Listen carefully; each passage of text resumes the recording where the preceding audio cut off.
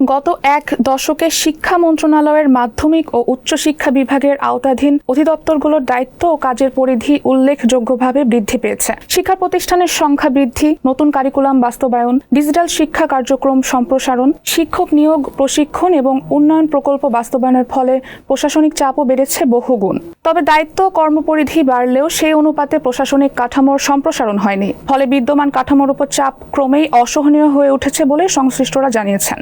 এই পরিস্থিতিতে সম্প্রতি অনুষ্ঠিত সচিব কমিটির বৈঠকে শিক্ষা প্রশাসনে বড় ধরনের কাঠামোগত পরিবর্তনের নীতিগত সম্মতি দেওয়া হয়েছে।